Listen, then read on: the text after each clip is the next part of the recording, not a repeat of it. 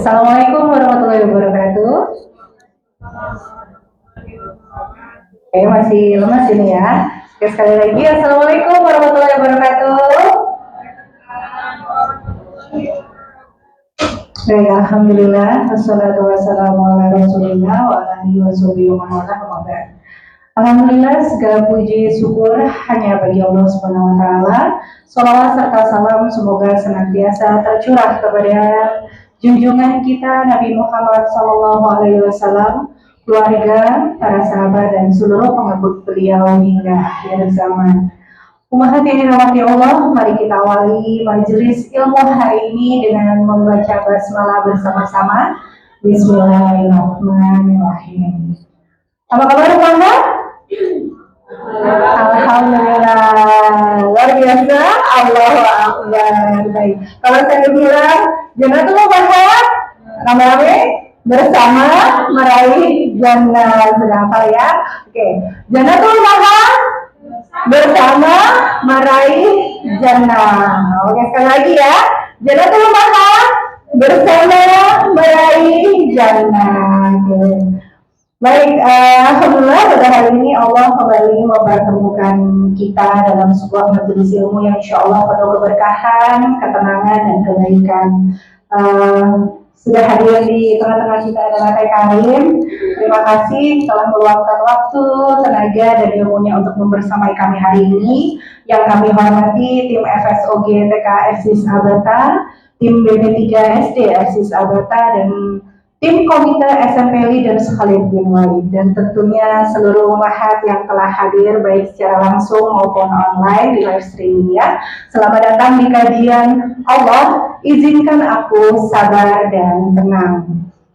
Baik, izinkan kami menyampaikan susunan acara kita pada hari ini. Acara akan diawali dengan pembacaan ayat suci Al-Quran, dilanjutkan dengan biografi singkat narasumber, kemudian pemaparan materi utama. Setelah itu insya Allah akan dilanjutkan dengan sesi tanya jawab, foto bersama, dan pembagian hadiah. Ada yang mau dapat hadiah nggak? Wow. Kami dari Majelis Alim Jannatul Mahwa mengucapkan jazakumullahu khairan kepada para sponsor dan donatur yang telah mendukung terselenggaranya kajian hari ini. Ada Herbamin, ada Elhana Learning Kit, Dapur Bunit, Versa Unik, Manarik, Elhana Learning Center, Aithora Kitchen, Al-Hidayah Kitchen, Mitra Jaya, MBK Sahabatku, serta seluruh donatur yang tidak dapat kami sebutkan satu persatu. Semoga Allah membalas dengan pahala berlipat, keberkahan rezeki, dan menjadikan sebagai amal jariah yang terus mengalir. Amin amin Allahumma amin. Baik, bagi umahat yang hadir bersama Anda, kami mohon bantuannya untuk menjaga ketertiban dan mengkondisikan anak-anak dengan baik, karena suaranya kalau rame bisa terdengar di live streaming ya Bu ya. Jadi minta tolong ya. Terima kasih atas perhatian dan kerjasamanya. Baik, umahat yang dirahmati Allah, saat lagi kita akan menyimak lantunan ayat suci Al-Quran, yaitu surat Al-Baqarah ayat 286. Bagi umahat dipersilakan membuka mushaf Al-Quran atau Al-Quran digital masing-masing. Surat Al-Baqarah ayat 286. A'udzu billahi minasy syaithanir rajim. Bismillahirrahmanirrahim. La yukallifullahu nafsan illa wus'aha, laha ma kasabat wa 'alaiha ma iktasabat. Rabbana la tu'akhidna in nasina aw akhtana. Rabbana wa la tahmil 'alaina isran kama hamaltahu 'alal ladzina min qablina. Rabbana wa la tuhammilna ma la taqata lana bih wa'fu 'anna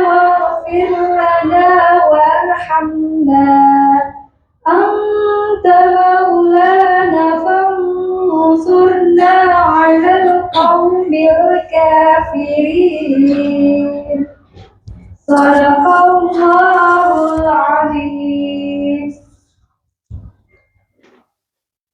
Dengan menyebut nama Allah yang Maha Pengasih lagi Maha Penyayang. Allah tidak membebani seseorang melainkan sesuai dengan kesanggupannya. Ia mendapat pahala dari kebajikan yang diusahakannya, dan ia mendapat siksa dari kejahatan yang dikerjakannya.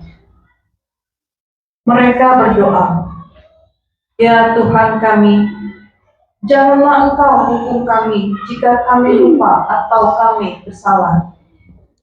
Ya Tuhan kami, janganlah Engkau bebankan kepada kami beban yang berat sebagaimana Engkau bebankan kepada orang-orang yang sebelum kami.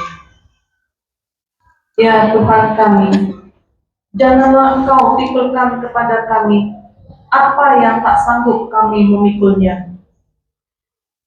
Beri maaflah kami, ampunilah kami, dan rahmatilah kami. Engkaulah penolong kami, maka tolonglah kami terhadap kaum yang kafir." Alhamdulillah Allah dengan segala firman-Nya. Assalamualaikum warahmatullahi wabarakatuh. Surat Al-Baqarah ayat 286 adalah pelukan lembut dari Allah bagi hati yang lelah. Di ayat ini kita diingatkan bahwa Allah Maha mengetahui batas kemampuan hamba-Nya. Tidak satupun ujian hadir tanpa ukuran dan tidak satupun beban dititipkan tanpa pertolongan. Semoga ayat ini menjadi penenang langkah, penguat iman dan pengingat bahwa kita tidak pernah berjalan sendiri. Ada Allah yang selalu membersamai. Baik, ummahat yang dirahmati Allah, hari ini kita hadir di sini bukan sekedar menggugurkan kewajiban, namun untuk membasuh lelah hati yang mungkin selama ini kita simpan sendiri. Menjadi perempuan bukan berarti harus kuat sepanjang waktu. Ada hari di mana hati terasa sesak di tengah padatnya peran kita sebagai istri, ibu, dan hamba Allah. Seringkali saat lelah itu tiba, kita justru menghakimi diri sendiri dan merasa kurang sabar. Padahal Islam tidak meminta kita mematikan emosi, melainkan merawatnya dengan iman. Hari ini kita tidak belajar menekan rasa, tapi belajar menjadi tenang tanpa menyangkal fitrah kita sebagai manusia. Mari kita sambut ketenangan itu melalui ilmu yang akan disampaikan oleh guru kita dengan tema Allah izinkan aku sabar dan tenang. Baik, saya perkenalkan dulu narasumber kita yang telah hadir pada hari ini, Teh Karina Hafman atau biasa dikenal dengan Teh Karin. Beliau adalah seorang ibu dari 3 anak yang menjalani homeschooling, seorang peneliti dan juga public speaker. Saat ini Teh Karin aktif sebagai tenaga ahli dan peneliti di Kementerian Ketenagakerjaan serta peneliti di Lembaga Manajemen FEB Universitas Indonesia. Beliau menyelesaikan pendidikan S1 di New Zealand dan melanjutkan pendidikan S2 di Melbourne, Australia. Bidang kajian yang beliau tekuni meliputi work-life balance, gender diversity, dan decent work, dengan fokus pada keseimbangan peran, kualitas hidup, dan ketenangan batin di tengah tuntutan kehidupan modern. Ummahat, siapkan hati dan catatan, insya Allah banyak hikmah yang bisa kita bawa pulang hari ini. Allah izinkan aku sabar dan tenang. Kepada Teh Karin, kami persilahkan. A'udzubillahi minasyaitonirrajim. Bismillahirrahmanirrahim. Innal hamdalillahi nahmaduhu wa nasta'inuhu wa nastaghfiruh.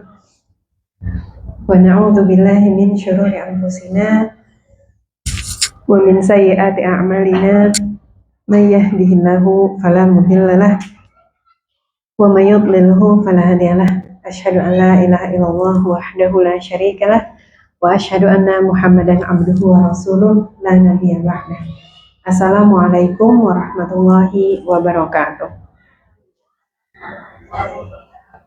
Alhamdulillahirabbil alamin. Segala puji bagi Allah Subhanahu wa taala yang sudah mengizinkan kita berkumpul ya di salah satu rumah Allah, dan alhamdulillah kita juga dikaruniakan oleh Allah Subhanahu wa taala kesehatan untuk bisa hadir di sini.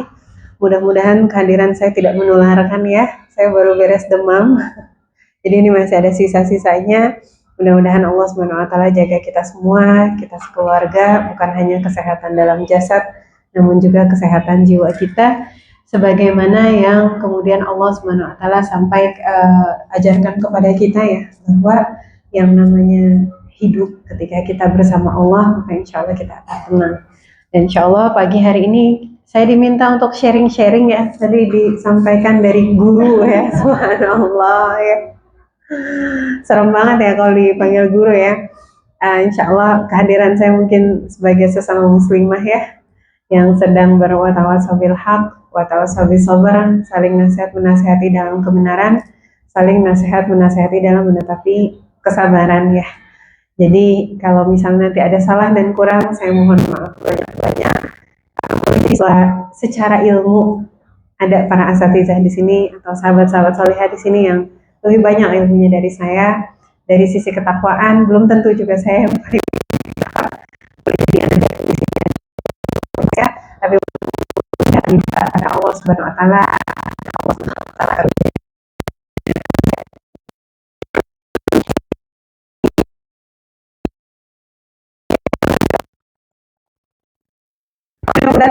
Materinya lanjutin soalnya. Materinya materi yang sudah kita bahas ya.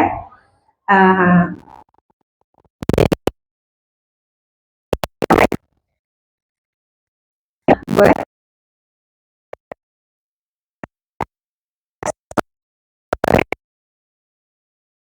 kita dalam bab takdir itu dari kita bahas bulan lalu ya, insya Allah, dan itu akan menjadi salah satu penguat. Jadi mungkin nanti saya usahakan ketika relevan kan saya ulang-ulang sedikit. Jadi buat yang bulan lalu udah datang, mohon maaf kalau nanti ada pengulangan buat yang belum baru datang sekarang gitu ya. Lalu kemudian ada bab berkenaan tentang hakikat dunia dan akhirat juga ya, kita bahas bulan lalu.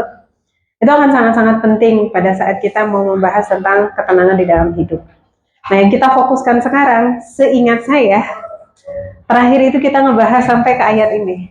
Terus waktunya udah mau habis. Jadi belum kita turunkan, ini zikrullah ini secara mendetailnya seperti apa.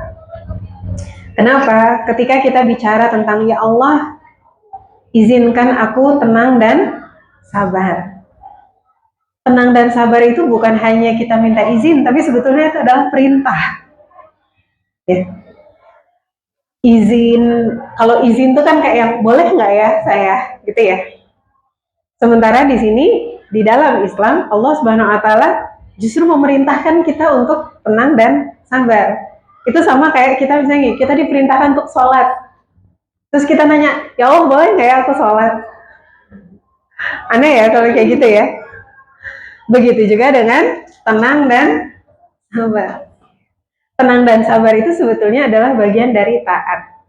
By the way, kalau mau maju ke depan nggak apa-apa lah. Insya Allah di depan masih kosong. Yang di sini mau maju, ini apa? Ada orang-orang masuk. Kalau mau ke depan boleh, yang belakang mau maju ke depan boleh, mangga ya, insya Allah.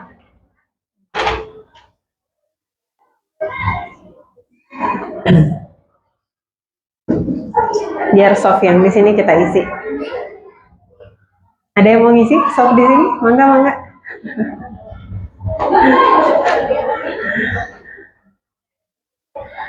Bergerak itu memang berat ya. Maju 1 meter aja tuh butuh usaha.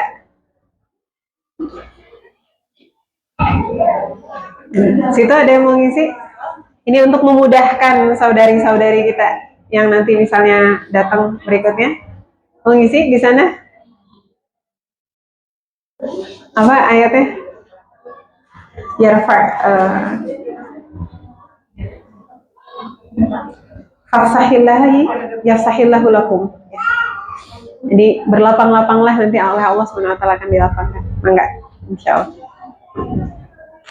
Jazakumullahu khairan katsiran. Insyaallah softnya terisi yang di depan ya. Alhamdulillah. Jadi yang di belakang sudah lebih lapang insyaallah. Balik lagi ke sini ya. Jadi ketika kita menggunakan judul ya Allah izinkan aku tenang dan sabar, itu kayak kita analogikan kalau kita bilang ya Allah izinkan aku sholat gitu. Sesuatu yang biologik tuh kayaknya aneh ya. Kenapa? Tenang dan sabar itu adalah perintah. Tenang dan sabar itu seharusnya memang adalah sesuatu yang dikaruniakan oleh Allah Subhanahu wa taala kepada kita. Dan Allah Subhanahu wa taala kasih tahu caranya. Ini yang pembahasan kita di bulan lalu ya, terakhir sampai ke sini. Allah Subhanahu wa taala menyampaikan Ala bidzikrillah tatmainnul qulub. Ingatlah hanya dengan mengingati Allah hati itu menjadi itmi'nan. Dan di kalimat penutup bulan lalu sempat saya bahas bahwa yang namanya itmi'nan itu bukan berarti kemudian ujian itu hilang. Yang namanya hati tenang bukan berarti masalah tidak ada. Karena kalau ingat materi bulan lalu, yang namanya manusia pasti akan diuji. Ya. Mau kita memilih jalan kemaksiatan maupun jalan ketaatan, will get tested anyway. Kita akan diuji juga. Mau kita memilih untuk menikah ataupun tidak, kita akan diuji juga. Mau kita memilih untuk memiliki anak ataupun tidak, kita akan diuji juga. Mau kita usia 20-an, 30-an, 40-an, kita akan diuji juga. Mau kita memilih jalan kemaksiatan ataupun ketaatan, kita akan diuji juga. Yang membedakan apa? Yang membedakan adalah antara orang-orang yang bertakwa dan tidak. Antara orang-orang yang beriman dan tidak, rasanya ujian itu akan berbeda. Ketika kita berada di jalan ketaatan, Allah SWT akan lapangkan hati kita, akan mudahkan kita dalam menjalaninya, akan tunjukkan jalan-jalannya gitu. Tapi kalau kita diuji di jalan kemaksiatan, Allah SWT akan sempitkan hati kita. Ujian yang kecil aja, itu bisa bikin langsung rungsing, stresnya muter-muter. Bahkan boleh jadi ada orang diuji dengan kenikmatan, tapi tetap stres banget gitu. Nah, karena tadi hatinya sempit. Kita juga sudah membahas sebelumnya ketika membahas ayat ini bahwa yang namanya ketenangan, karena di sini Allah SWT sudah sampaikan dan Al-Quran itu adalah sebaik-baik pedoman. Ala bidzikrillah tatmainnul qulub, hanya dengan zikrullah hati itu akan tenang, hati itu akan tentram, maka dia nggak akan bisa dibeli. Dia nggak bisa dibeli dengan makanan, ya. Dia nggak bisa dibeli dengan hiburan. Dia nggak bisa dibeli dengan harta kekayaan. Masih ingat bulan lalu? Ya, yang datang bulan lalu. Maka itulah kenapa kalau ada orang stres, dia doom scrolling aja buat menghilangkan stresnya. Stresnya nggak hilang. Cuma kedistraksi aja sebentar. Ya. Ada orang ruwet banget sama permasalahannya. Dia nonton aja terus. Sebetulnya stresnya nggak hilang, cuma kedistraksi sebentar aja. Bahkan ada orang ikutan misalnya kayak mindfulness retreat gitu, meditasi gitu ya. Diajak pergi traveling jauh gitu ya. Disuruh matiin handphonenya, disuruh tutup laptopnya, pokoknya hanya menghadirkan hati dan alam gitu. Pada saat itu iya, dia lupa kenapa orang disuruh tutup semua, disuruh hilang dari rutinitas hariannya gitu. Begitu balik lagi ke dunia nyata, balik lagi. Maka disinilah Allah Subhanahu wa Ta'ala yang Maha Kuasa akan menunjukkan kekuasaannya dan menyampaikan kepada kita, kamu mau ngapain aja, kalau ini nggak dapat, hidup kamu nggak akan tenang. Mau ngapain aja, mau konseling berkali-kali, mau minum obat penenang berkali-kali. Kalau ini yang nggak dapat, nggak jadi juga. Sehingga kemudian ini menjadi pengingat bagi kita bahwa, oh iya, berarti zikrullah ini harus kemudian kita kuatkan di dalam keseharian kita. Zikrullah ini ngapain aja? Boleh slide berikutnya? Ini yang pertama, sempat kita sentuh sedikit di bulan lalu ya. Allah Subhanahu wa Ta'ala menyampaikan wasta'inu bis-sabri was-shalah. Mintalah pertolongan kepada Allah dengan sabar dan sholat. Allah Subhanahu wa Ta'ala menyandingkan antara sabar dan sholat sebagai jalan mendapatkan pertolongan Allah Subhanahu wa Ta'ala. Berarti kalau kita mau sabar, kita mau tenang, ya, walaupun itmi'nan dengan sabar itu dua hal yang berbeda, tapi sabar bagian dari itmi'nan.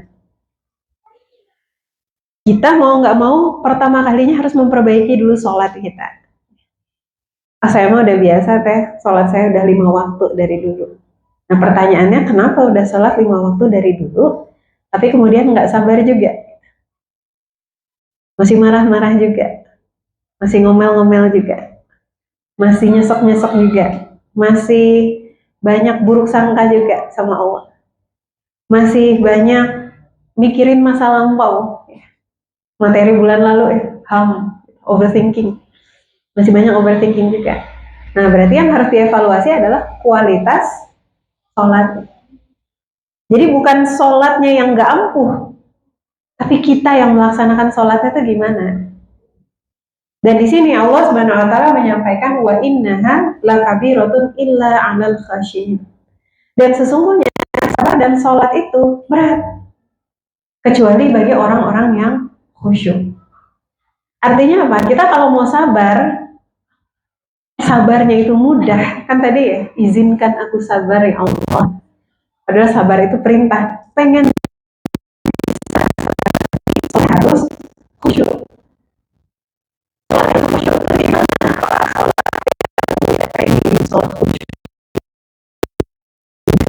Bagaimana dengan Rasulullah SAW yang sholat di antara perang? Bagaimana seorang ibu yang sholat ketika yang lagi narik-nariknya? Sholat yang khusyuk. Quran surah Al-Baqarah 46. Buka sendiri. Kata Allah Subhanahu wa taala, "Alladzina yadhunnuna mulaqu rabbihim wa annahum ilaihi raji'un." Itu kuncinya.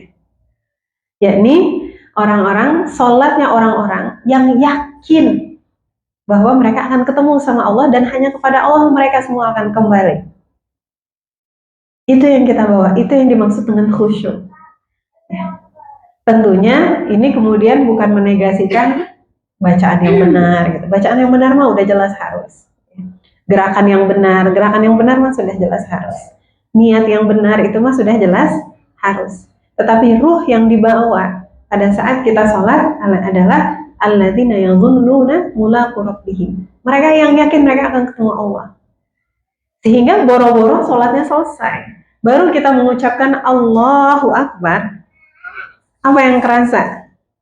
Allah Maha Besar. Sebesar apapun permasalahan kita, ketika kita meyakini dan merasakan kebesaran Allah Subhanahu wa taala, oh iya ya, gampang bagi Allah menyelesaikan.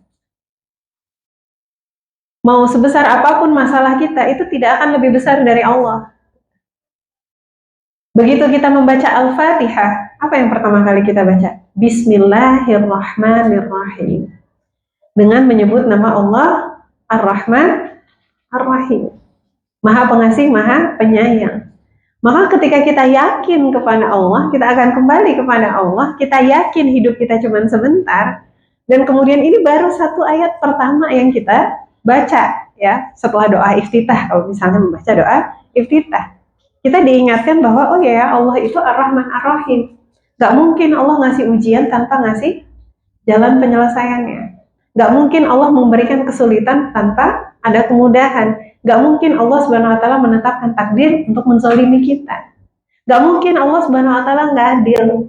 Gak mungkin Allah Subhanahu wa taala akan membiarkan saya terlantung-lantung begini. Gak akan mungkin. Kalau tadi sholatnya benar. Kemudian kita membaca Alhamdulillahirabbil alamin. Alhamdulillah. Apa alhamdulillah? Segala puji bagi Allah. Bukan sekedar pujian, tapi alhamdulillah merepresentasikan kita memuji Allah Subhanahu wa taala dengan segala pengakuan kita bahwa kita mengakui Allah senantiasa mengaruniakan nikmatnya kepada hamba-hambanya. Jadi selama ini kalau kita sholat, kita baca Alhamdulillahirabbil alamin. Itu harusnya lepas semua di dalam hati. Segala keterikatan akan hawa nafsu kita yang tidak mengakui nikmat Allah. Tidak mengakui nikmat Allah tuh gimana? Ada aja dalam hidup kita yang kita nggak puas. Kenapa ya rumah aku gini? Kenapa ya orang tua aku begitu? Uang nggak cukup. Kenapa anak begini? Kenapa ada perasaan tidak? Atau perasaan kemudian selalu kurang, selalu mengeluh. Aku kan pengennya begini, Allah pengennya begitu. Kenapa Allah nggak begini? Kenapa Allah nggak begitu? Alhamdulillah itu sendiri adalah kita memuji Allah dikarenakan Allah senantiasa mengaruniakan nikmat yang banyak kepada kita, yang seharusnya diiringi dengan rasa syukur yang luar biasa. Rasa syukur yang hadir bukan karena syarat. Apa rasa syukur karena syarat? Kita hanya bersyukur kalau apa yang kita inginkan tercapai. Itu syukur dengan syarat. Kita bersyukur kalau kemudian kita dikaruniakan kenikmatan yang kita inginkan. Kita syukur dengan syarat. Padahal seharusnya kita syukur karena taat. Karena kita yakin Allah senantiasa mengaruniakan kepada kita nikmat. Di sini usia kita bervariasi. Mungkin ada yang 20 tahunan hidup. Sudah 20 tahunan, sudah 30 tahunan, sudah 40, 50, 60 bahkan mungkin ada. Dan selama puluhan tahun kita hidup, Allah Subhanahu wa taala sudah mengaruniakan kepada kita berbagai kenikmatan baik yang kita minta maupun yang kita nggak minta. Allah Subhanahu wa taala mengaruniakan kepada kita rezeki baik yang kita minta maupun kita nggak minta. Allah Subhanahu wa taala mencukupi segala kebutuhan kita, baik yang kita minta maupun yang kita nggak minta. Apa contoh kebutuhan yang kita nggak minta? Nah, jarang banget di antara kita minta, ya Allah karuniakanlah jantung yang berdetak, darah yang mengalir, paru-paru yang mengembang, otak yang berpikir. Jarang.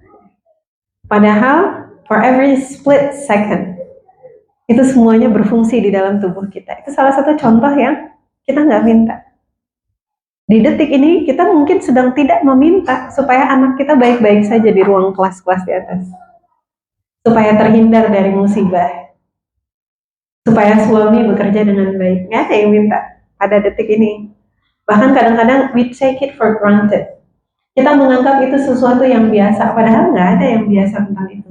Mudah bagi Allah Subhanahu wa taala, na'udzubillah min dzalik, untuk kemudian menjadikan tempat ini dibom gitu misalnya. Na'udzubillah min dzalik. Tapi mudah bagi Allah. Mudah bagi Allah kalau kemudian mau menjadikan pada saat perjalanan kemana gitu kecelakaan. Mudah bagi Allah. Mudah bagi Allah untuk masukin sekian milimeter pun nggak nyampe ya, apa ukurannya, kalau apa tiba-tiba saya lupa ya, virus ya, atau bakteri masuk ke dalam salah satu tubuh kita. Mudah bagi Allah. Allah SWT jaga kita semua. Itu termasuk bagian dari nikmat. Bagian salah satu nikmat yang terbesar dari Allah Subhanahu wa taala adalah nikmat taubat. Allah masih mengizinkan kita duduk sekarang dalam keadaan kita memiliki kesempatan bertaubat. Padahal mudah bagi Allah Subhanahu wa taala mewafatkan kita sebelum ini. Yang belum tentu pahala kita mencukupi. Yang belum tentu dosa-dosa kita diampuni. Tapi di detik ini Allah Subhanahu wa taala memberikan kepada kita kesempatan bertaubat. Dan bertaubatnya bukan sekali dua kali. Nggak ada batasnya. Selama kita hidup, tidak ada batasnya. Rasulullah SAW menyampaikan apa? Batasnya adalah ketika kemudian ajal kita sudah lewat kerongkongan. Ruh kita sudah lewat kerongkongan dan nggak bisa lagi bertaubat. Itu salah satu rahmat Allah SWT yang luar biasa, yang pada saat kita mengucapkan Alhamdulillah, kadang-kadang kita lupa begitu.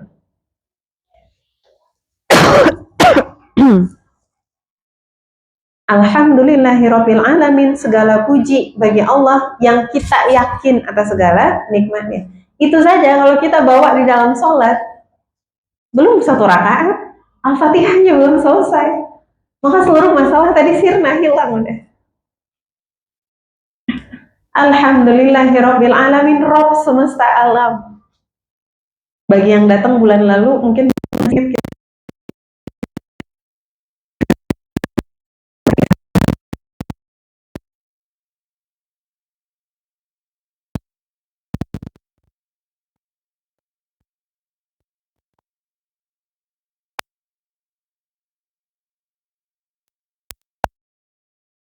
saintis belum tahu ujungnya tuh di mana.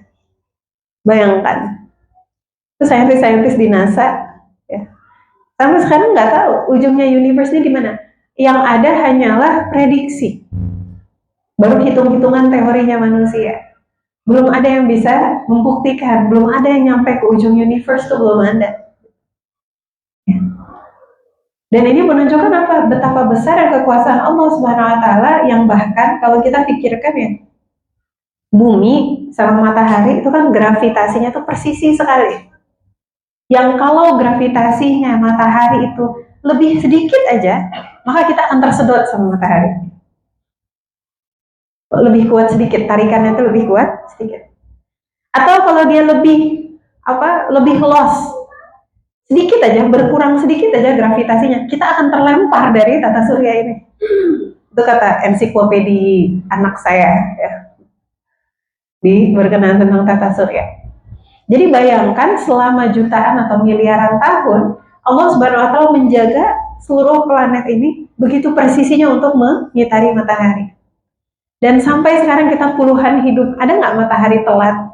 Atau misalnya dia skip gitu ya, nggak terbenam, nggak terbit sama sekali.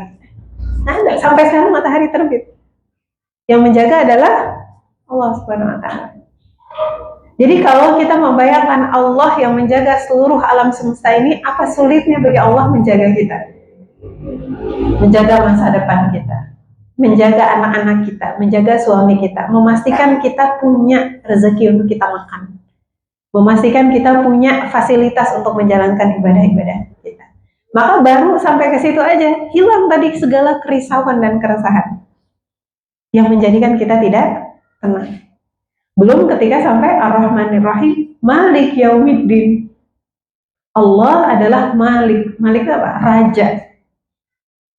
Raja yang apa? Menguasai Yaumiddin. Yaumiddin adalah hari pembalasan, hari kiamat, hari akhir. Dan itu akan mengingatkan kita kepada apa?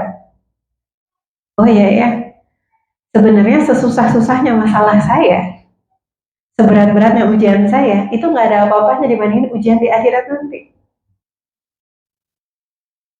Mau seberat apapun masalah dan ujian saya di dunia, ini cuma sebentar. Ingat ya, di bulan lalu kita bahas. Cuma sebentar. Kenapa? Yang kekal nanti adalah di akhirat. Maka yang awalnya terasa berat, dia kemudian menjadi terasa ringan. Kenapa? Jadi nggak berharga. Apa-apa yang ada di dunia ini tidak berharga. Bulan lalu sempat saya kasih analogi. Coba ini udah nambah yang datang. Yang datang bulan lalu berapa banyak? Yang bulan lalu datang? Nah sedikit ternyata ya. Ada subhanallah. Ini materinya ngelanjut soalnya. Ya, nggak apa-apa. Insya Allah ya. Kita banyak-banyakin review bulan lalu. Jadi Malik Yaumiddin bulan lalu saya kasih contoh begini analoginya. Kayak kalau ada dua dompet, kita punya dua dompet, yang satu 10 juta isinya. Lumayan ya 10 juta. Lumayan nggak? Lumayan. Yang satu isinya 1000. 1000 beli jajanan di depan kayak nggak dapat apa-apa ya. Yang satu 1000. Ada pencopet gitu. Terus dia ngambil dompet, dan yang diambil adalah yang 1000. Sedih nggak gitu? Yang ada mungkin kasihan.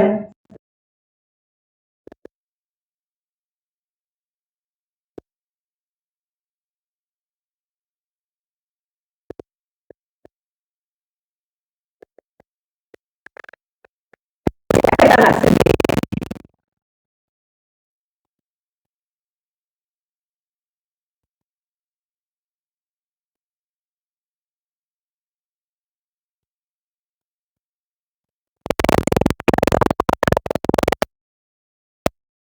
Hasil kasihan. Kenapa? Karena kita nggak tidak menganggap itu sebagai sesuatu yang berharga. Nah, ketika kita sholat, kita sampai ke ayat Malik Yaumiddin, itu seharusnya mengingatkan kita kepada apa? Kepada hari akhir di mana kita akan kembali kepada Allah, dan hal itu, urusan itu jauh lebih penting daripada urusan apapun yang kita hadapi di dunia sekarang. Kenapa? Ya dunia ini nggak berharga. Dia cuma 60, 70, 80, 100 tahun udah selesai. Rasulullah Shallallahu Alaihi Wasallam memberikan contoh apa? Jadilah kamu hidup di dunia ini seperti seorang musafir, seperti seorang yang di dalam perjalanan, yang dia sedang beristirahat di sebatang pohon. Analogi yang dipakai beristirahat di sebatang pohon. Kenapa sebatang pohon? Kalau istirahatnya di camp, itu biasanya beberapa hari. Kalau sebatang pohon lama nggak? Kayak orang lagi perjalanan, istirahat aja bentar, minum, jalan lagi. Atau misalnya kemudian makan sebentar, kemudian jalan lagi. Bukan yang untuk nginep. Sebegitu kecilnya dunia. Di hadis sahih yang lain, Rasulullah SAW menyampaikan apa? Dunia itu lebih hina dari bangkai keledai yang telinganya rusak. Bayangkan, dari unta, kuda, keledai. Keledai itu yang paling lemah, ya, kalau untuk alat transportasi. Ini udah mah keledai, bangkai pula. Dan diceritakan kalau di hadis lengkapnya, agak panjang hadisnya, sahabat itu bisa mencium bau busuk dari bangkai tersebut. Dan telinganya rusak. Artinya, si bangkai ini memang kemudian dia cacat awalnya. Nah, kita bisa bayangkan dunia ini lebih hina dari itu. Di hadis yang lain, Rasulullah SAW menyampaikan apa? Dunia ini, kalaulah dunia ini berharga, niscaya Allah SWT tidak akan memberikan seteguk air pun kepada orang-orang kafir. Kalau dunia ini berharga. Nah, sekarang kita lihat orang-orang kafir bahkan yang menyerang Gaza gitu ya, yang zalim, yang menjajah Gaza, dapat nggak seteguk air? Bukan hanya seteguk air, dapat berbondong bergalon-galon air, mungkin kita nggak tahu berapa juta liter air yang mereka miliki. Bukan hanya air yang mereka miliki, tapi mereka punya kekuasaan, mereka punya harta kekayaan, mereka mampu bersewenang-wenang di atas muka bumi ini. Artinya apa? Sangat-sangat rendah kedudukan dunia ini. Di hadis yang lain disampaikan dunia ini lebih rendah daripada sebelah sayap nyamuk atau sebelah sayap lalat. Apa yang kita lakukan kalau ada nyamuk? Apalagi kalau deket bayi gitu ada nyamuk. Wah, takut banget ibunya. Langsung ditepok. Ya, dibunuh nyamuknya. Kenapa? Mengganggu, nggak ada gunanya. Lalat. Biasanya kalau lagi makan ada lalat, apa yang kita lakukan? Diusir-usir. Siapa yang mau ada lalat datang? Di sini ada yang nungguin lalat kalau lagi makan? Nggak ada. Pasti kita usir. Kenapa? Hina. Nah, sekarang Rasulullah SAW bilang dunia itu lebih hina dari sebelah sayap nyamuk, sebelah sayap lalat. Jadi kalau ada orang stres sama urusan dunia, dia sebetulnya sedang stres untuk urusan apa? Lebih rendah dari sebelah sayap lalat. Dan manusia banyak banget yang membuat dia tidak tenang, yang membuat dia marah-marah, yang membuat dia berkonflik, itu adalah urusan dunia. Contoh, berapa banyak silaturahim itu rusak karena hutang piutang, benar nggak? Ngangguk. Dia udah gue pinjamin, balik-balikin gitu ya. Yang minjem juga gitu, aduh nggak enak belum balikin, dia datang sana gue nggak berani datang deh. Ya dia nggak apa-apa sih gitu ya. Dia udah maafin, tapi nggak enak aja. Urusan dunia. Atau iri hati, biasanya urusan dunia. Kenapa ya dia rumahnya lebih gede? Perasaan suaminya cuman ini aja. Dapat dari mana tuh duitnya? Kita tidak menemukan ada orang konflik karena urusan akhirat. Kenapa ya dia tilawahnya banyak banget? Nah, apa sih dia tilawahnya banyak banget? Atau misalnya berebutan tempat di depan, nggak ada orang geser, aku mau di depan. Yang ada udah dikasih tahu, ayo ke depan pada yang.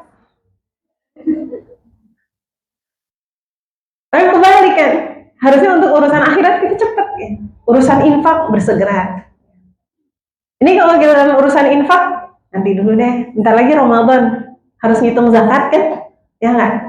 Ngitung zakat.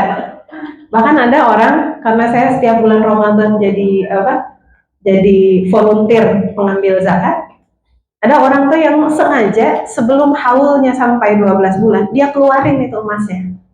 Dia punya tabungan 85 gram emas. Menjelang haulnya habis, sengaja dia pakai. Supaya apa? Supaya tidak perlu mengeluarkan zakat. Jadi kalau untuk urusan akhirat itu ditunda-tunda, kodok puasa ditunda-tunda. Tapi giliran untuk dunia, coba, misalnya ada diskon, harus beli sekarang, soalnya diskonnya sekarang. Gitu. Nah, dengan kita sholat Malik Yaumiddin itu menghapus segala stres kita urusan dunia tadi.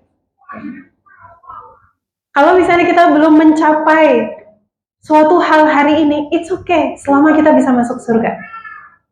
Ada yang orang stres karena belum nikah-nikah. Saya tanya, kalaupun sampai akhir kehidupan itu tidak diizinkan menikah oleh Allah, masih bisa masuk surga nggak? Masih, insya Allah. Ya udah, fokus ke sana. Ada orang yang stres karena kemudian belum dikaruniakan anak, nggak tenang hidupnya karena kepikiran terus gimana kalau sampai akhir hayat saya nggak punya anak. Saya tanya, kalau Allah sampai akhir hayat tidak memiliki anak, apakah kemudian terhalang dari masuk surga? Enggak. Insya Allah masih ada jalan untuk masuk surga.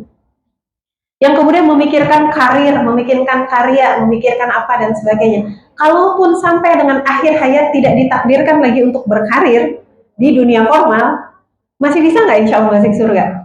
Insya Allah masih. Ada yang khawatir karena sampai sekarang belum punya rumah milik pribadi, masih ngontrak, ya, atau rumah mertua atau rumah orang tua, pikiran kapan saya akan punya rumah. Kalaulah sampai akhir hayat belum punya rumah milik pribadi, masih bisa nggak masuk surga? Insya Allah ya, apapun yang menghadap di dalam kita masih.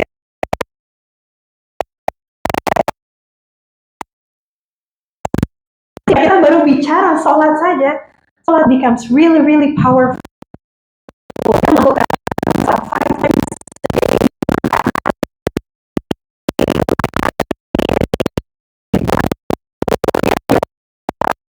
Maka 17 kali kita akan membaca surah Al-Fatihah. Karena nggak sah sholat ya. Menyampaikan apa? Di Quran, bacalah kitab Al-Quran yang telah diwahyukan kepadamu Muhammad dan laksanakan sholat. Inna sholata tanha 'anil fahsya'i wal munkar. Sholat itu mencegah dari perbuatan keji dan mungkar. Sepowerful ini. Jadi kalau sholat kita baik, sebetulnya eventually kita tuh nggak mau marah-marah. Nggak enak, marah tuh nggak enak. Kita nggak mau ngomongin orang, kita akan menjadi sangat-sangat sensitif. Misalnya lagi duduk nih sambil nungguin anak-anak keluar gitu ya, ngobrol-ngobrol sama ibu-ibu, begitu ada ibu-ibu mulai, Bu, ini nggak bukan ngomongin orang ya, tapi telinga kita tuh udah langsung yang bentar ya, saya mau ngecek anak saya dulu, duluan aja. Jadi kita udah lebih sensitif terhadap maksiat. Gibah kita udah nggak enak, jangankan ikutan bergibah, dengarnya aja kita udah nggak enak. Hal-hal yang kemudian keji, mungkar, yang biasanya kalau nonton drakor tuh biasa aja. Begitu kemudian sholat ya benar, ngelihat ada aurat terbuka, ada orang adegan kissing, ada orang adegan yang dilarang oleh Allah SWT, nggak enak deh, nggak nyaman. Hatinya bersih, hatinya murni. Yang biasanya kalau scrolling ngelihat ganteng-ganteng tuh seneng gitu ya. Begitu sholatnya benar, nggak suka dia, nggak enak. Bahkan sampai ke dalam ketahapan makan saja, dia akan tahu kalau sudah berlebihan. Saya makan nih, enak ya makan. Begitu masuk batas, nih kayaknya udah kekenyangan, dia akan berhenti. Kayaknya kebanyakan saya bungkus saja sisanya. Kenapa? Salah satu jalan pintu masuknya syaitan, kata Said Hawa di dalam buku Tazkiyatun Nafs, bukan kata saya. Jalan masuknya syaitan adalah perut yang kekenyangan. Nah ini harus hati-hati nanti bulan Ramadan ya. Kalau buka puasa, harus ditahan. Kenapa? Kalau buka puasa kita kemudian dibombardir dengan berbagai makanan lagi dan sebagainya, itu kayak orang yang membangun benteng terus dirobohin lagi. Kata Said Hawa tadi, Syekh Said Hawa, bukan kata saya. Ya. Nah sementara di Indonesia biasanya kalau buka puasa aja udah 5 courses sendiri. Yang sop buahnya, yang sirupnya, yang gorengannya. Nanti habis Isya ada lagi makanan sambil tarawih, akhirnya baru juga Allahu Akbar takbir pertama tarawih udah yang ya. Nah ketika sholat kita ada khusyuk, itu akan mencegah kita bahkan dari sampai hal yang seperti itu. Apa perintahnya kata Allah, kulu washrobu wala tusrifu, makan minum jangan berlebih-lebihan. Mudah-mudahan nanti ada kajian Ramadan ya di sini ya, membahas gimana puasa Ramadan yang benar gitu, dan apa yang bisa dilakukan di rumah di bulan Ramadan insya Allah. Dan Allah Subhanahu Wa Taala menyampaikan dan mengingati Allah, sholat itu lebih besar keutamaannya daripada ibadah yang lain. Kalau kita bicara tentang zikrullah, karena kita tadi spesifik tentang zikrullah hari ini, yang paling akbar itu adalah sholat. Jadi nggak bisa kita bilang, iya, dia tuh solihah banget, cuman sholatnya aja bolong-bolong. Maksudnya solihah tuh, ya dia suka nolongin orang, dia baik, dia ramah, kalau istilah Sunda nama someah dareh deh gitu ya. Tapi dia nggak sholat aja, nggak bisa. The true definition of salih itself, pertama kalinya dia sholatnya harus benar. Sholatnya harus benar. Ada orang rajin tilawah, tapi sholatnya nggak benar, nggak bisa. Dia nggak akan bisa mendapatkan seluruh keutamaan Al-Quran kalau sholatnya tidak benar. Ada orang baik banget dalam mendidik anak, dan ini banyak terjadi ternyata. Terutama ibu-ibu yang ambis, generasi kita tuh kan ambis ya, kalau ngedidik anak. Pokoknya anak saya usia 3 tahun harus bisa 5 bahasa. Anak saya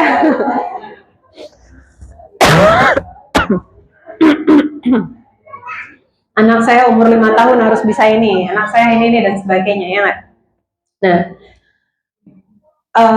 Allah Subhanahu Wa Taala mengajarkan kepada kita yang paling utamanya adalah sholat. Maka tidak boleh kita sibuk ngurusin anak, sholatnya terlalaikan. Nah, entah ini siapa yang memulai di sosmed, ialah namanya setelah sudah menjadi ibu, amalan kita berganti. Yang bilang berganti itu siapa? Jadi kesannya nih, dulu kalau sholat tuh bisa khusyuk, bisa lama. Sekarang semenjak punya anak, amalannya utamanya adalah mendidik anak. Enggak begitu. Amalan kita bertambah, bukan berganti. Ya. Dan ketika kita mau optimal dalam seluruh amalan kita, kalau nggak salah di pertemuan yang lalu sempat saya bilang, bukan amanahnya yang dikurangi, bukan amalan yang dikurangi, tapi perjuangan dan pengorbanan yang ditambahkan. Jadi bukan berarti ketika kita sudah punya anak, sholatnya jadi ngasal, enggak. Ada yang nanya nge-DM ke saya gitu kan ya, teh boleh nggak sih kita ngejamak sholat kalau lagi ngurusin anak? Anaknya cuma 1 by the way. Saya bilang anak saya 3. Ya. Enggak, bisa, insya Allah sholat itu harusnya diutamakan. Gara-gara kerajinan masak gitu. Masak tuh bagus nggak? Bagus. Tapi sholat adalah yang utama. Ngedidik anak adalah kebaikan, tapi sholat adalah yang utama. Jadi sholat harus diutamakan. Maka dia akan menjauhi kita dari perbuatan keji dan mungkar. Sehingga akhlak yang buruk tadi akan terkesampingkan. Penyakit-penyakit hati yang bikin kita nggak tenang, bikin kita nggak sabar akan terkesampingkan. Kok bisa? Ya itulah kehendak Allah. Ya. Di salah satu hadis sahih, di panjang hadisnya ya, barang siapa memerangi waliku, maka aku akan memeranginya. Hambaku senantiasa mendekatkan diri padaku dengan amalan wajib yang ku cintai.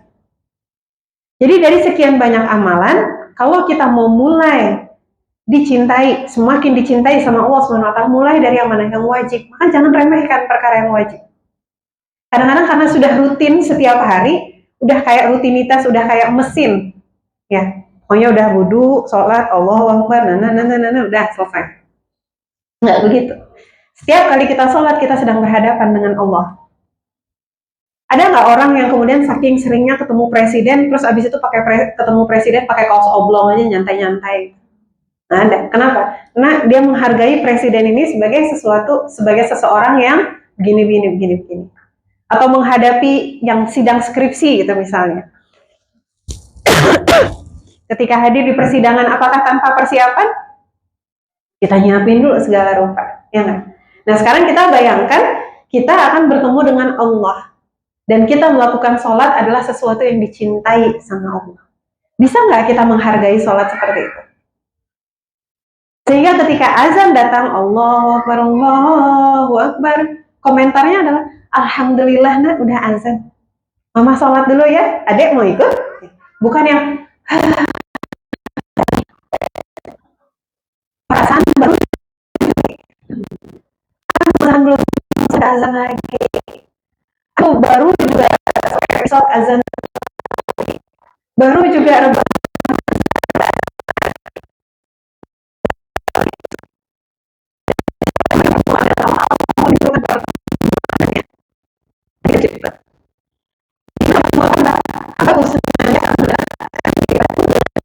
aku sunnah sehingga aku mencintai aku aku akan memberi petunjuk pada pendengaran yang ia gunakan untuk mendengar, memberi petunjuk pada penglihatan yang ia gunakan untuk melihat, memberi petunjuk pada tangannya yang ia gunakan untuk memegang, memberi petunjuk pada kakinya yang ia gunakan untuk berjalan. Jika ia memohon sesuatu kepadaku, pasti aku mengabulkannya, dan jika ia memohon perlindungan, pasti aku akan melindunginya. Yang sholat wajib tadi sudah selesai, baru kita tambahkan dengan yang sunnah. Jadi jangan sampai misalnya saking kerajinan gitu ya, tahajud 3 jam gitu. Habis itu subuhnya kelewat. Subuhnya harus ajak dulu. Nanti tambahin yang sunnah, qiyamul lail 2 rakaat misalnya. Apalagi kita insya Allah mau masuk Ramadan, ada sahur di sana, nanggung ya. Masa sih udah masak sahur sekian lama, setengah jam gitu nyiapin sahur, sholat 2 rakaat yang sekedar 10 menit aja nggak bisa. Nambahin sholat sunnah duha. Sholat sunnah duha paling sebentar. Kalau saya tanya, bisa nggak di sini semuanya mengalokasikan waktu 10 atau 15 menit aja untuk sholat duha setiap hari? Insya Allah harusnya bisa ya. Tapi apakah setiap hari dilaksanakan? Itu yang kemudian menjadi muhasabahan bagi kita. Kita katanya mau sabar, katanya mau tenang. Allah bilang kalau mau tenang, zikrullah akbar, zikirnya ada di sini, zikir yang paling akbarnya ada di sholat. Tapi nggak dilaksanakan. Jadi kan bingung ya. Kayak orang ada tenggelam, jangan kita deh, orang sebut saja nama dia Fulanah. Si Fulanah ini tenggelam di sungai. Terus dia bilang, tolong, tolong. Terus kita datang, bawa tali, ada ban, kita lempar. Nih, tali sama ban, ambil. Terus dia bilang, gak mau aku mau pakai tali sama ban. Aku maunya makanan. Aneh gak? Aneh. Kita kasih makanan tidak akan menyelamatkan dia. Atau misalnya dia lagi tenggelam, enggak, saya mau nggak mau tali sama ban, saya maunya nonton drakor. Nggak nyambung. Sama hal juga dengan kehidupan kita, katanya ruwet, susah sabar, susah tenang. Sama Allah dikasih tahu, zikrullah ya, nih zikrullah, salat.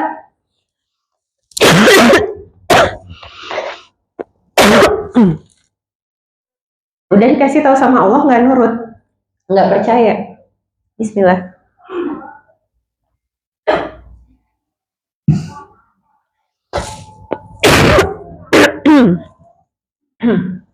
Punten ya, udah tahap akhir, tau batuk-batuk kering gatal itu yang nggak ada isinya. Nah, jadi Allah SWT kasih tahu sholat gitu.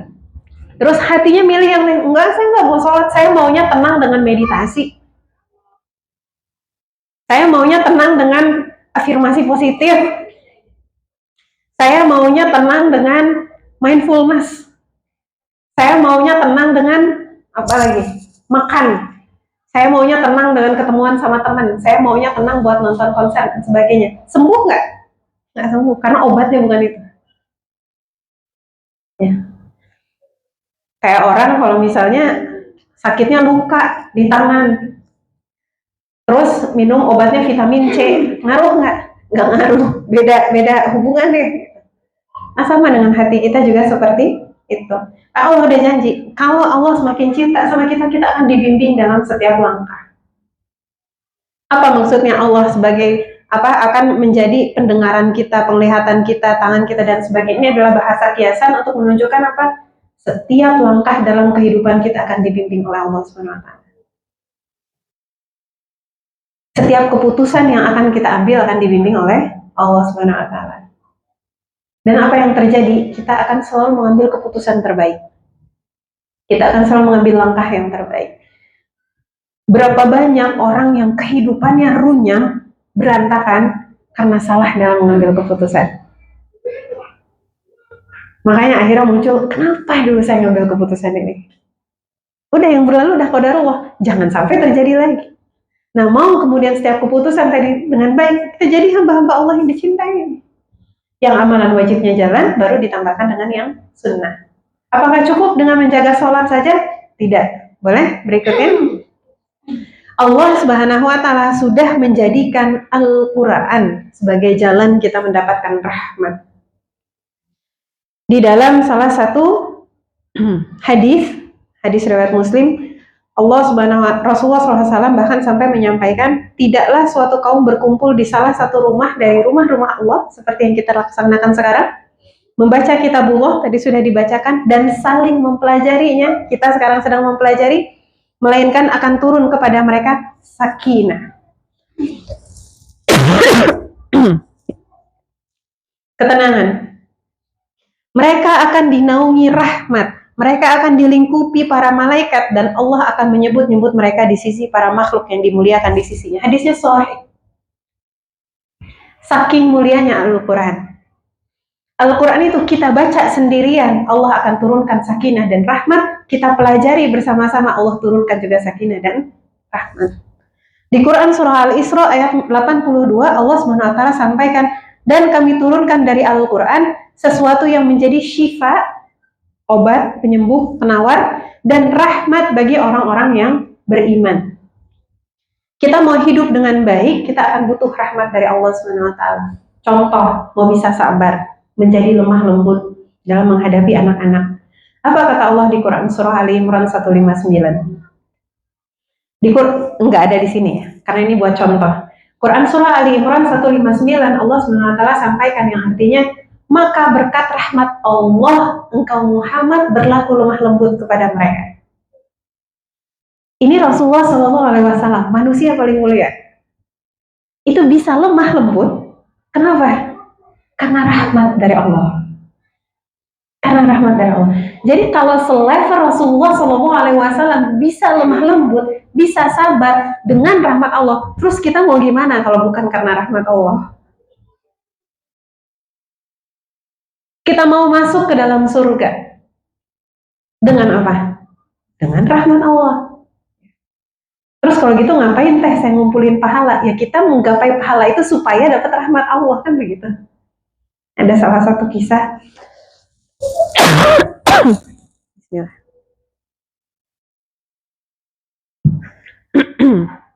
Ada salah satu kisah tentang seorang penghuni surga yang akan dipersilahkan masuk ke dalam surga. Disampaikan kepada hamba tersebut, masuklah ke surga dengan rahmat Allah. Lalu si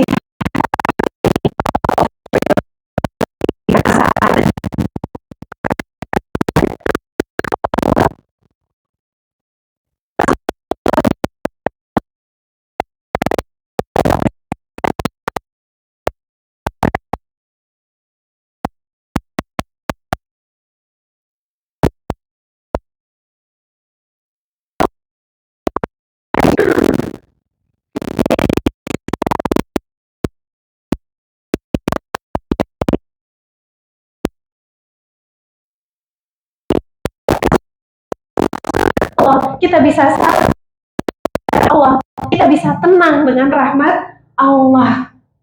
Bahkan kita merdeka saja apa? Dengan rahmat Allah yang maha kuasa. Benar nggak di undang-undang seperti itu? Dengan rahmat Allah. Dan sekarang Allah SWT sampaikan, kamu mau rahmat? Nih, rahmat Al-Quran. Bahkan dalam pembahasan nama-nama Al-Quran, jadi ada materi namanya nama-nama Al-Quran, asma-asma Al-Quran. Salah satu asma Al-Quran adalah rahmat itu sendiri. Makanya Al-Quran itu, karena dia adalah bagian dari rahmat Allah SWT, apa-apa yang berinteraksi dengan Al-Quran itu akan kena dari rahmat Al-Quran, rahmatnya Allah SWT. Dari seluruh malaikat yang mulia, yang paling mulia adalah malaikat Jibril alaihissalam. Karena melalui perantaraan beliau diturunkannya Al-Quran. Dari sekian banyak nabi dan rasul yang mulia, yang paling mulia adalah Rasulullah SAW. Karena melalui perantaraan Rasulullah SAW diturunkan Al-Quran. Dari seluruh manusia yang Allah jadikan sebagai ahlullah, keluarganya Allah adalah ahlul Quran. Bukan ahlus saum, bukan ahli puasa, bukan ulama, bukan ahli ilmu, bukan ahlul qiyam, bukan orang yang ahlul qiyam, membangkitkan malam, tapi ahlul Quran. Namun jadi ahlul Quran di sini, saya udah rajin baca Al-Quran tapi masih gini-gini aja.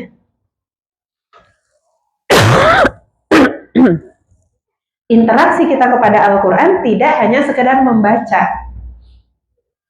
Al-Quran itu kan harus diapa? Harus kita yakini tanpa ada keraguan. Di Quran surah Al-Baqarah Allah SWT menjelaskan bahwa Al-Quran itu apa?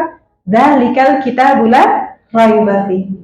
Ini adalah kitab yang tidak ada keraguan di dalamnya. Begitu kita muncul ragu, nggak dapat tuh keseluruhan ya. Kata Said Qutb di dalam kata pengantar tafsir fi zilalil Quran, beliau menyampaikan Al-Quran hanya akan memberikan keseluruhan perbendaharaannya kepada orang-orang yang tidak ragu. Jadi kalau kita punya keraguan, nggak dapat keseluruhannya. Kenapa? Kita masih meragukan kalam Allah, masih nggak yakin dengan Allah. Kayak tadi misalnya, Allah bidzikrillah tatmainnul qulub, hanya dengan mengingati Allah hati menjadi tenang, hati menjadi tentram. Masih ada keraguan, masa sih? Itu ujian. Kalau kita udah ada keraguan, nggak dapat. Kemudian apa? Yang kedua, aktivitas bersama Al-Quran. Al-Quran itu diapain? Kita melihatnya di sini sebagai buku. Al-Quran itu bukan buku. Kitab itu hanya salah satu nama dari Al-Quran. Al-Quran itu adalah huda, adalah rahmat, adalah furqan, adalah banyak, beberapa, ada belasan nama Al-Quran. Terus kita ngapain sama Al-Quran? Al-Quran itu satu, kita baca. Dua, kita pelajari. Tiga, kita tadabburi. Tadabburi itu apa? Renungkan. Yang keempat, kita hafalkan supaya dia hidup di dalam hati kita. Yang kelima, kita amalkan. Yang keenam, kita ajarkan. Minimal anak kita.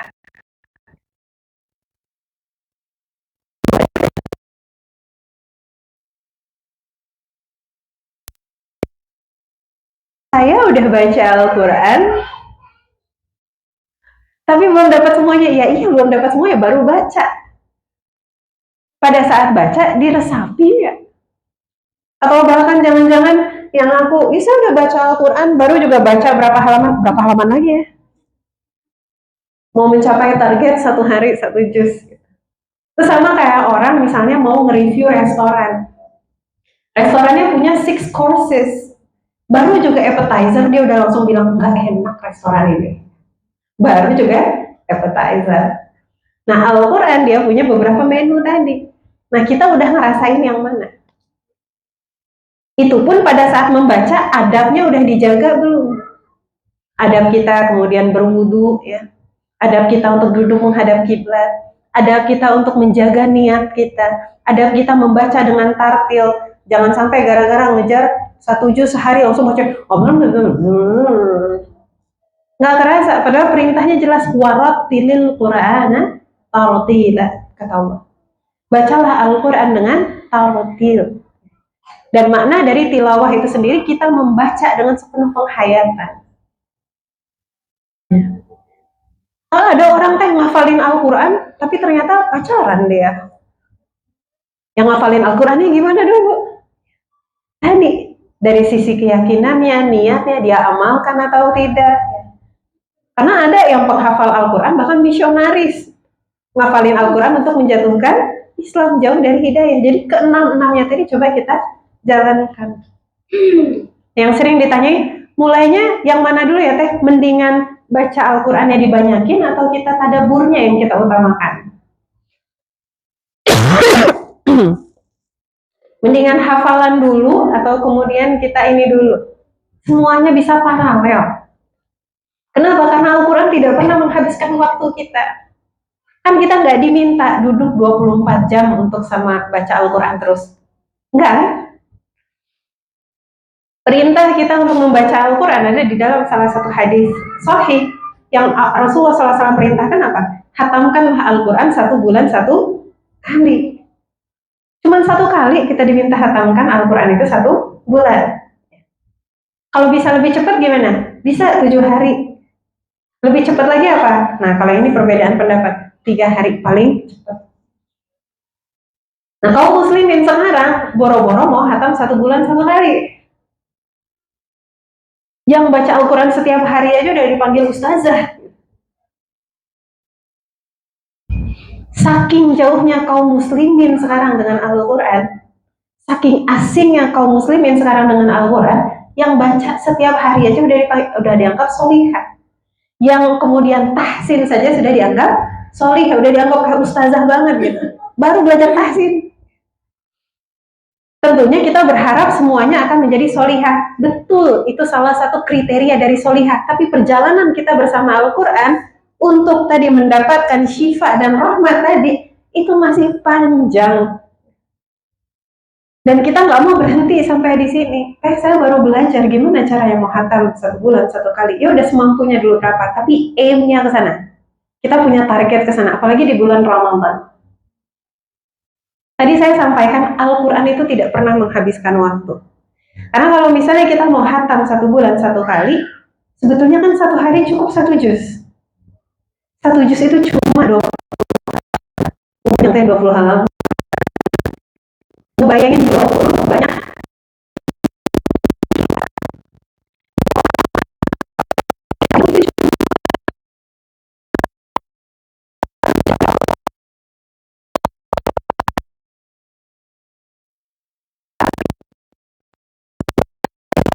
Bisa nggak?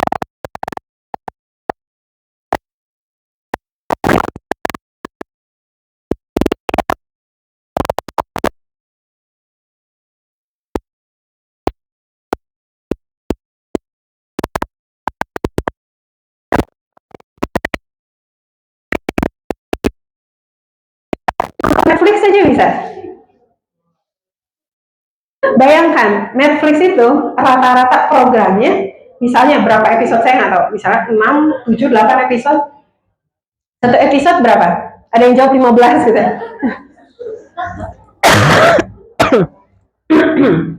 Saya nggak ngikutin apa yang lagi terkini. 1 episode berapa lama?